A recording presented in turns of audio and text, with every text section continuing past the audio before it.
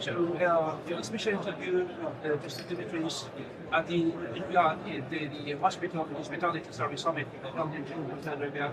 We had the honor and the pleasure to meet you here in Arabia. Likewise. Thank you very much. The pleasure is mine as well. I have a couple of questions. The first question is like, the next generation of travelers has noticeably different mindset and traveling preferences. How do you think that Wyndham adapting the strategy to meet the expectations of the people, of tourism and travelers, and emerging segment, particularly in Saudi Arabia? This is a wonderful question. I actually live with two great representatives of Generation Z, my two daughters, and I really watch them how they travel, how they react to travel differently to what I did when I was at their age. I think travel is the biggest part of their lives now. When I was growing up, it was all about success and work harder. I think they are more interested in harmony in their lives. I wouldn't say work-life balance, I would say harmony. So harmonize what they do in their lives. They're more interested in exploring new destinations, exploring different cultures. They're more into gastronomy. Social media plays a very important role in them. You know, my younger daughter, she wakes up in the morning, she looks how many likes she had on Instagram, and that makes her happy for the rest of the day. And at the same time, something which is very interesting, and you asked me how do we address all these new things. We have to listen more. I think what we thought and what we knew about travel in the next few years is going to change considerably. Technology is going to change it. We have more solo travelers, for example. We have more travelers who balance between work and pleasure. So you have some kind of active approach or Yeah. I mean, look, we've done a survey. Actually, we are announcing the survey results tomorrow here in the Kingdom. What are the needs of those travelers? And what we have discovered, not to a big surprise, but to some surprise, is that they are willing to sacrifice things that they were very important to me when I was growing up in order to have more experience, to travel more. I remember that for me, buying a new car or buying a home was actually very important. Now, if you talk to my daughters, that's not their priority.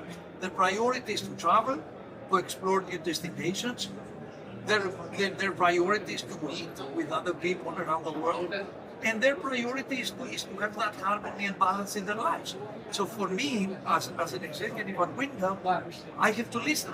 Me and my team, we have to listen. We have to make sure that we understand which are future customers in order to adapt accordingly. Do I have a question? Yes. Like one question. Saudi Arabia is investing heavily in destination development. How do you think that Wyndham is developing local partnership and innovation to accelerate the growth here in the region? So first of all, it's very exciting to see a lot of Saudi nationals getting into hospitality. There are hundreds, actually tens of thousands of Saudi nationals now studying hospitality across the world. We are very proud of hiring some of those Saudi nationals to actually work in our properties and work with our franchisees. So again, for us, how do we actually try to capture that new world is again, listen more. Education is absolutely critical. Why would a new Saudi, a young Saudi choose Wyndham to work? It's the ideals, it's the values that we have, and it's the way that we have a planned strategy to contribute to society and give back to the destination. So do you think that the journey is in terms of the life cycle, like in terms of educating the people who join? No. I think we just have started. I think what Vision 2030 and beyond is doing is actually saying that hospitality will be an integral part of transforming the society in the kingdom. So remember, this is a place where you have more young people than any other place in the GCC. Every time I come to Saudi Arabia, I get so fascinated by how passionate they are to work in hospitality. they're passionate to provide service, they're passionate for the tourists and the locals to experience the local culture. Not everybody does. If you look at Europe, for example, one of our biggest challenges, we don't have young people working in hospitality. Here is completely the opposite. People are so passionate to work in an industry, and that's so refreshing to me and for Vietnam as a whole. It's always, Britain has nothing stepping off by step. Yes, That's good. but it's always a journey, right? It's a marathon, it's not a sprint. Now, this takes me to the different question. The next question is the hospitality industry continues to show resilience in the face of, uncertainty economic challenges globally. How do you think that Wyndham is prepared to tackle these kind of challenges, if in? Look, challenges are very after COVID. I think we all realized that travel is a necessity, is a must in our lives. Every single, including my household, every time we decide to do something, we are actually cutting budgets from other things just to make sure that we travel together as a family. I think not just Wyndham, I think the whole industry, our peers, we realize that travel is a must. It's not a luxury. And what we're doing, we're actually building brands to reflect that. We have a motto here at Wyndham saying we make travel possible for all. With 25 brands, with 150 million Wyndham Rewards members, I think we're actually in a good place to say that we haven't concluded the journey, we haven't finished the journey, but we're in a very good plan to make travel possible for all. That is our motto. That's what we believe in. And we believe as well.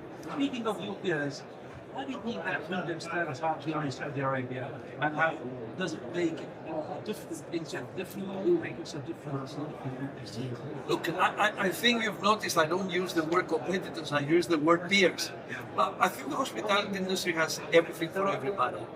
There's place for everybody. There's place for every single operator out there. I think the Kingdom of Saudi Arabia is a showcase of that.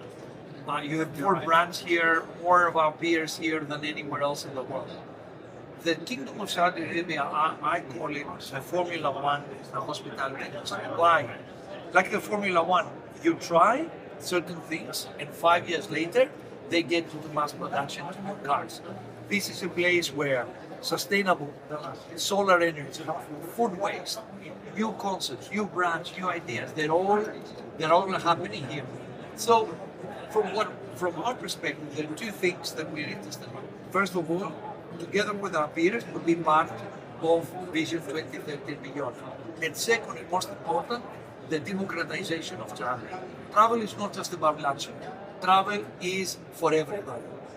My motto for being here and for Wyndham's role here is that we become part of a journey that the Kingdom of Saudi Arabia creates, an inclusive hospitality industry instead of an exclusive hospitality industry. I've already answered my next question, which is about ESG and commitment. How do you think that this has been? Look, again, I talked about the Formula One. There's so many sustainability and ESG platforms that they're introduced in the kingdom that we all have to learn from. Sustainability again is not a sprint, it's a marathon. It needs education in all fronts, educating the clients, educating the team members, educating the developers. But it's not, how can I say, it's not a nice to have, it's a must. Without sustainable hospitality, what we're actually doing is passing on to the next generation a worse planet. And with us being one of the biggest industries in the world, we have to be sustainably minded in every step we do. Speaking beyond the Saudi Arabia, GCC say Middle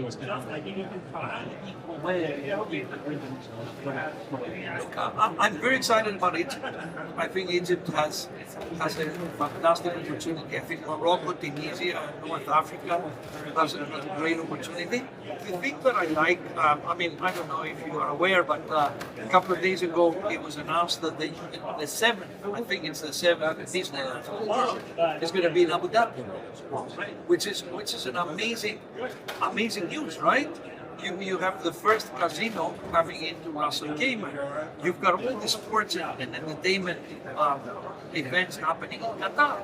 I think what happened here in the GCC, every country has found its own niche, right? Either being gastronomy, entertainment, sports, casino, all inclusive in Iraq. Now Disneyland travel to Abu Dhabi. And it's a very good balance. The airlines have played an enormous role. I mean, I am so excited to hear every ad being launching and opening up a new airline for the kingdom. I see the new airports coming on board. I am very, very buoyant and excited and passionate about the future of hospitality in this region. We as well. Now, what takeaway what you're listening to? Look, as I said, the passion of the young generation, the talent that exists here. I have to tell you, my younger daughter, she's doing a master's in hospitality and technology. 3 out of the 10 classmates were from Saudi Arabia. Why? Because the young population considers hospitality as a great industry. So for me, and remember, hospitality, yes, technology helps. Yes, growth helps, destination management.